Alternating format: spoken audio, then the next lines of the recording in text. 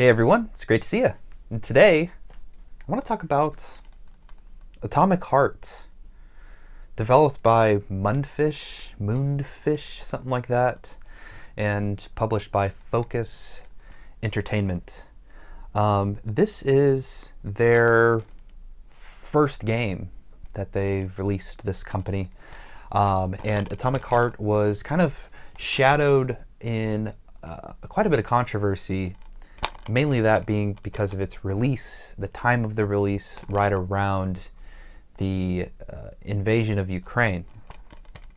And the reason it was so controversial for this game is that Moonfish is a developer from Russia, and they have offices in, I think, St. Petersburg and probably Moscow too, if I was to take a guess.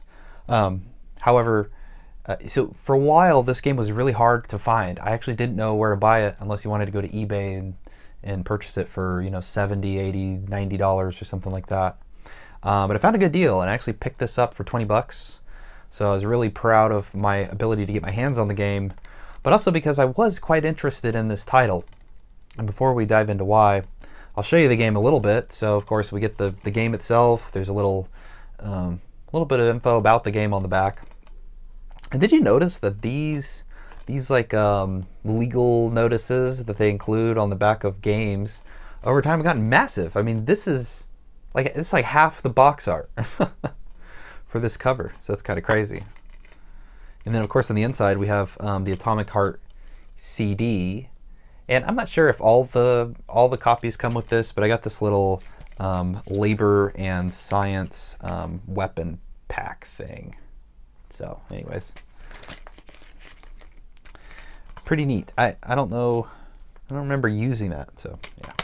Anyway, so Atomic Heart, I think a lot of the play of this game came from Xbox Game Pass because of some of the things I was telling you about when getting this physical copy itself. But yeah, pretty interesting game. And we could talk a little bit about the story first. So P3, that's the dude you play as. He has an actual name, but that's his code name, P3. And he was a veteran in World War II. And he kind of has some memory issues. And he's saved from a life-threatening injury. And he can't really remember too well what happened. But anyways, his job is to help in Project Collective 2.0, which is essentially this huge, to my understanding, huge like software upgrade for all the autonomous robots in, I don't even know the name of the world or whatever they're in. And anyways, of course, things go wrong. The robots get crazy and kill basically all the humans. And P3 is kind of the guy standing in between robot takeover of the Soviet Union and saving the day, right? That's your goal essentially, and I think that's pretty typical for most first-person shooters. And what was striking about this game when I saw trailers and things about it was how much it was obviously influenced by the BioShock titles and System Shock and so on and so forth. So when I did see it, because I like those games, I really did want to pick it up and give it a try. So it was a shame that it was hard to get my hands on, and so on and so forth, but I'm excited that I've completed it and I can now kind of talk a little bit about it with you.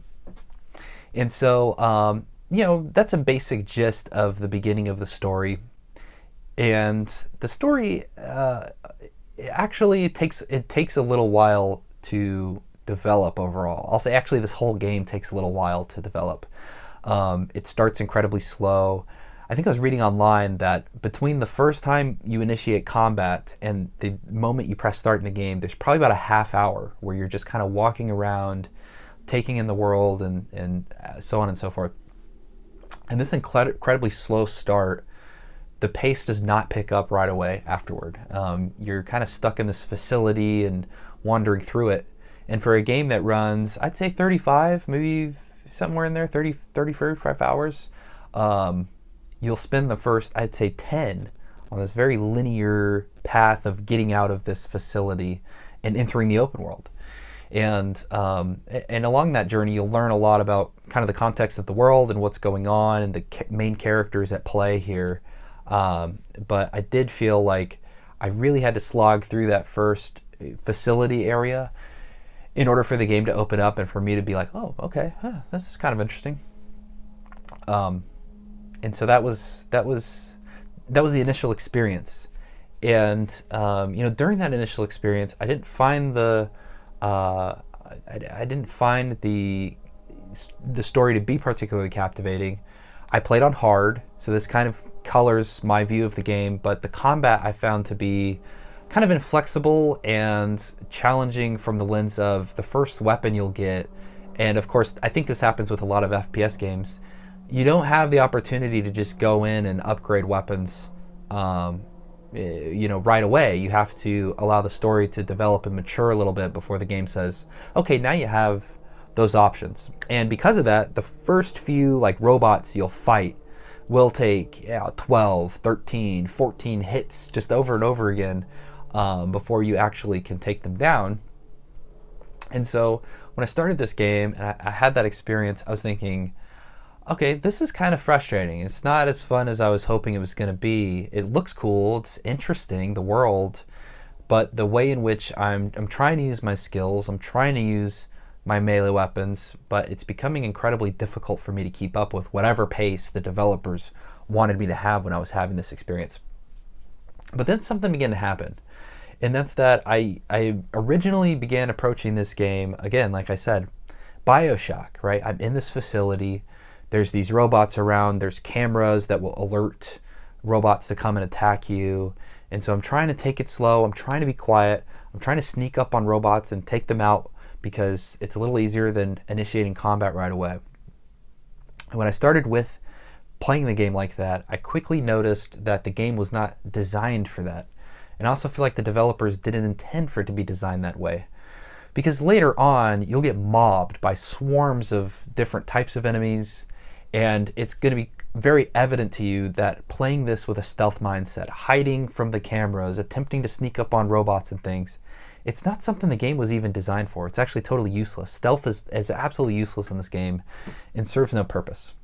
And so when I started thinking about, well, the way I'm going to play this now is I'm actually Doom Guy. These aren't BioShock Rapture City. What's the name? I don't even remember. Oh my gosh, I can't believe that because I love the BioShock series. Rapture. Oh my gosh, Rapture City. It's not the denizens of Rapture City. It's more the demons of the Doom games, right? The enemies around. And so when I started leveling up my character a bit, I started getting better upgrades. I started, getting better health and learning how to manage my resources and all of the interesting ways this game gives you of managing the skills you have and the inventory. That's when it really started to open up. And when I really got to the point where I was just running around blasting enemies and using the skills, where I found it to be fun. And so, a big point of me opening with that is that the game, I think, really starts very slow. And if you play it on hard like me, you might find it to be frustrating as an experience as well. However, you stick with it, you get through that first facility and the first little open world area that you're in, I think then the game begins to really open up and become a lot of fun. And a big part of that is because it's pretty standard in that you have a little hub, there's a little vending machine where you can buy upgrades, craft items, whether that's weapons or usable items like health items or ammo, so on and so forth. And then you venture out in the world and you do little missions to go grab things, right? And this happens a couple times actually, where you go to a facility and it's like, oh, you have to get these 6 items. You have to get these 6 plugs and plug them into this machine, and then that'll open the door. And they do kind of recycle that a few times as part of the main story missions. And even though that's the case, I found it fun from the lens of when you get back to that hub and then you experience whatever next part of the game, and maybe sometimes you're fighting an organic type of enemy and they have different weaknesses. They're more weak to fire and things, as opposed to robots, which are more weak to electric and electric shocks. And you have a few different skills and powers you can play around with there. You then begin to realize that you can return all of your skill points, and you can break down any weapon or item or anything and all the upgrades back to their raw materials and reuse them and reshape them how you want. the game became so flexible and so interesting from the lens of, okay, I can approach this combat scenario however I want because the game's given me those options, that I found that to be really cool and fun because you didn't feel restricted by the game and its experience. And so I really did enjoy the game as it opened up and began to grow. It grew slow. It's a slow burn at the beginning, but I had a lot of fun. And by the end of the game, I thought, wow, that was a really enjoyable gameplay experience that I had. And a lot of it was changing that mentality because it's clearly obvious that this game is marketed as, hey, this is a spiritual successor to franchises such as BioShock. But it's really not in its gameplay essence and in the way the combat plays out. You want to play it like it's a Doom game. And when I did that, of course, again, I found it to be really enjoyable. Now, some of the frustrating things from a gameplay lens is that you will fight a lot of melee enemies. However, there's not a lot of weight and there's not a lot of connection to the attacks and the combat itself. In the lens of the most standard enemy is just this robot guy, and he'll come up and he'll, you know, drop kick you or punch you or things like that. But when you're getting hit, especially early on when you really need to be paying attention to your health because it's dropping quickly or you need to, you know, get out of a situation so you can heal, it never feels like the attacks are actually connecting. There's not a lot of on-screen notification like, hey, you're getting hurt. Like if an enemy was standing from behind you and just punching you, I don't think you'd be immediately aware, oh, I'm getting attacked right now, unless you looked at your health and you saw it going down. And so it would have been nice if there was a little more like, okay, maybe the screen changes color a little bit, or maybe there's a bit more head bob that you can kind of see like, oh, your character is getting like knocked around or something. There's a little bit of that, but not enough from my experience to really tell right away. And also there were some aspects to the gameplay that were easy to cheese. There's a monster you'll fight a few times. I think it's called the Pliush. It's like a big organic monster that has all these tendrils and this like sprints around at you and smacks you around. It's actually incredibly hard to beat. And the only way I could find that I could beat it was if I crouched down in a corner. The Pliush doesn't have a lot of like skills to hit a low ducked enemy, and so I just crouched in the corner and just spam R2, just swinging my, I think I had I forget the name of the axe, but I had the axe and I was just swinging it over and over and over again for like 4 or 5 minutes, and just I was able to craft enough healing items where I could just heal myself. And yeah, okay, yeah, I cheesed it, I get it, but I couldn't think of a way to face that encounter head on in hard difficulty without doing so. And so one of the things that leads into was the game is pretty unclear sometimes with its systems. You can get these little cartridges, whether it's a fire cartridge or an electric cartridge or an ice one, and you can attach them to weapons that have the applicable upgrades with them. So I craft the cartridge, I have the item, and I've upgraded to have access to the cartridge for the item. And from my understanding, I open up the little inventory wheel, and there's a little empty slot at the bottom, and I hover over it and I let go. And for some reason I just can't figure out why the cartridge won't select. It says in the instructions to release on that item, and then it'll show you the different cartridges you have, and then you can select which one you want to attach. And I'm attaching it because the Pliush is weak to fire. I want to do fire damage alongside the regular melee damage. I'm delivering it while I'm huddled in a corner trying to keep from getting hurt, you know. And it took me a long time to realize, oh, you actually have to hold down the inventory, you have to scroll to the bottom and hold it, and then you have to press edit the slot. And when you edit the slot, then it opens up the cartridge items. But I couldn't find that like online, and I couldn't find it in the game where it tells you to do specifically that. And the hard thing is online, I think a lot of people were convinced, and maybe it was or wasn't, or maybe they just missed this step too, that the entire selection of cartridges was glitched and that they couldn't actually attach items to their weapons. And so I don't know how pervasive that was, but it was something I experienced. And once I realized it, I was like, oh, well, duh, of course. But I did think that was a little unclear at times.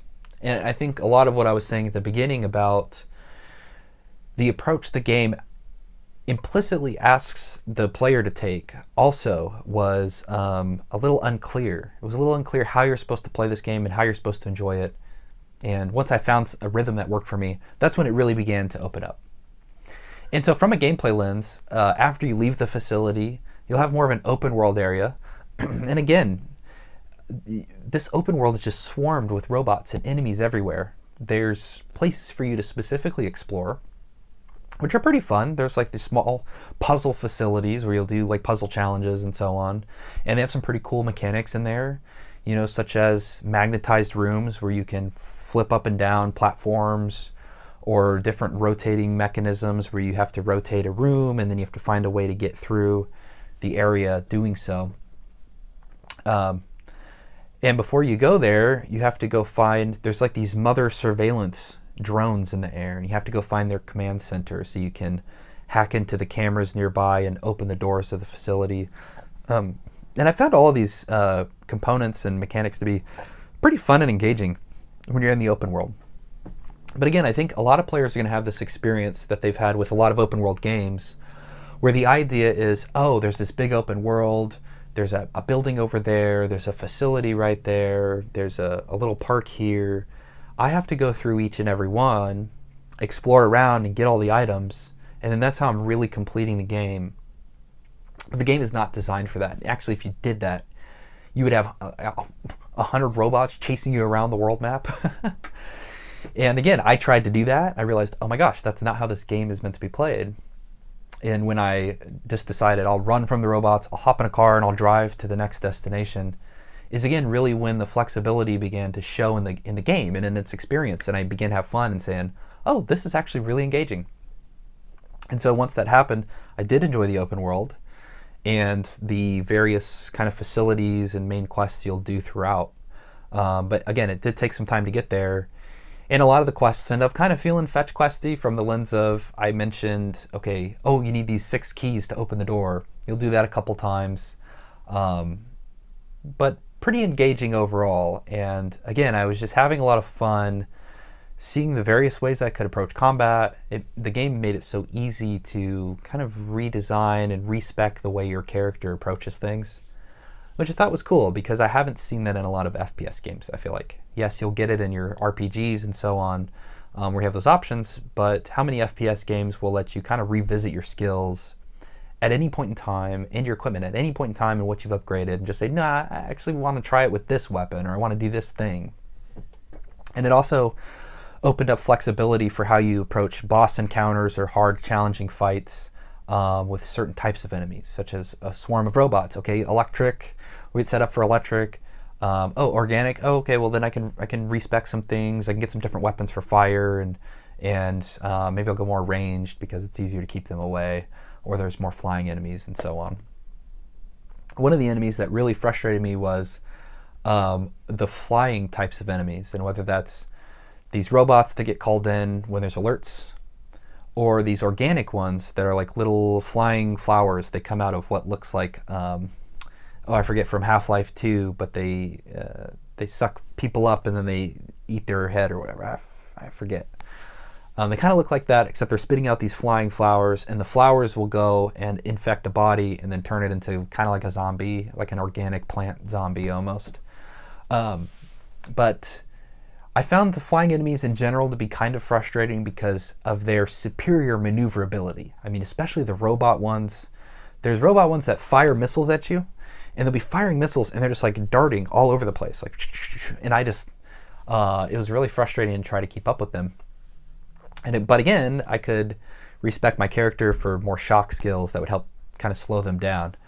But there are encounters where you'll face swarms of them. You'll have like 6 or 7 coming at you at once, and they're flying all over the place, and you're trying to keep track of one or the other, and it gets hectic. And again, when you approach this as the Doom guy, as opposed to being in Rapture City as a big daddy, for instance, it becomes a little more fun, but stays very hectic, so to speak. So anyways, that's a bit about the gameplay, a bit about the world design. It's linear at times, it's open world at times, but even in the open world, it really requests that you go from point A to B and I didn't mind that so much. I actually thought it was decently engaging as the game developed. The story I kind of hit on a little bit, pretty intriguing. It took me a little while to kind of follow what was happening because there's this whole new world, you're in a new IP with new concepts, but the story is interesting, and it's pretty engaging from a satirical lens. I mean, you're playing in the Soviet Union, this neo-futuristic realization of the Soviet Union in which there's a lot of satire of, you know, authoritarianism. There's a lot of satire of, you have this robot uprising, and kind of the way in which the leadership handles the situation.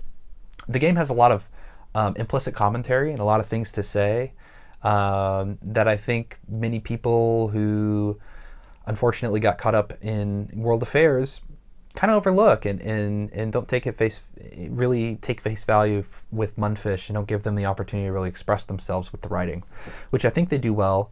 And I think the characters, while the characters are a little more template than the story itself, they fit into that narrative and allow the narrative to kind of breathe, which is fun. The writing can be hit or miss from the lens of your character, because again, your character is attempting to be more Duke Nukem Doom guy than he is Bioshock lad. So he has so many things he wants to say, and half of them are pretty cringe. But if you think about it from like you're kicking ass and chewing bubblegum lens, then it's a little more fun. And it did honestly grow on me as the game progressed. And also he has a little companion, which is like an artificial intelligence in his hand. And this AI accompanies you on the journey and shares in helping you accomplish your goals and telling you a bit about the world and informing you on what's going on and talking with you. And so their banter is equally interesting. And actually there's character development on both ends, including with the AI in your glove. A lot of interesting character development. So funly written. If you don't take it too seriously, I think you'll enjoy it. And one of the things that really got to me was when I first started playing the game, the English dub I thought was equally cringe. It just wasn't that good. And I went into the options and I looked at the audio options and I didn't see options for other VA. I thought for sure, oh, there's probably a Russian VA because the game's a Russian game, and I didn't see it. And unfortunately, it wasn't until like halfway into the game that I noticed from the main menu. From the main menu, I can access this. And when I played it with the Russian dub, it sounded a lot better. I think a big part of it is I don't speak Russian, so I can't tell if the voice acting is as good or not. But one of the things that was apparent in the writing, and especially the way in which the delivery of the English speakers was at times, is that the game was it's not fantastically optimized. It's pretty good, but there are some things that I think it's said throughout the game's dialogue that are clearly maybe make more sense or maybe more relevant in Russian. And so when I switched it, I thought I got a really interesting and different experience. Of course, you're playing a first-person game, so it's very hectic, and there's a lot of crazy things happening all the time, and there's characters talking in these moments as well, and so it's a little harder to follow at points, but I would recommend if you're going to play this game, of course, play it in that style. And I really have to give big accolades to the music of this game as well, because I think every big combat encounter has its own piece of music, and all of the music is so fun and energetic, and you'll have like crazy Russian metal, or it's like wild Russian electro bop sounds and songs, and it was just a blast. I think that it really killed it in this area, and it enhances the combat because of how fun it is. In the same way that people highly praise Doom, which is, again, I'm going to make a comparison to Doom, the soundtrack and how much it adds to the combat encounters, Atomic Heart does that. And it's something that I haven't heard a lot of people praise the game for, and it's something that I really wanted to shout out. Okay, last thing, kind of the visual world. Graphically, I think the game looks pretty good. It's nothing special at all, I would say, in its visuals. But the art style is pretty unique because you get this Soviet Union kind of backdrop. And so whether it's the color red popping out in its environments, or the beautiful little hub room that feels like a safe, like peaceful getaway world compared to what's going on right outside the doors inside the facility or wherever you're at, I found to be pretty cool and engaging. Again, the art style, I think, elevates the experience, makes the gameplay fun, and cool, so to speak. The robots and the organics, they don't feel particularly generic. I mean, the concepts are generic, but the way in which they're designed, and sometimes the way in which they interact with you, as I was mentioning, such as like just swarming you in big bunches at times, does feel unique and interesting, and I think adds to the way in which visually the game is going for its style.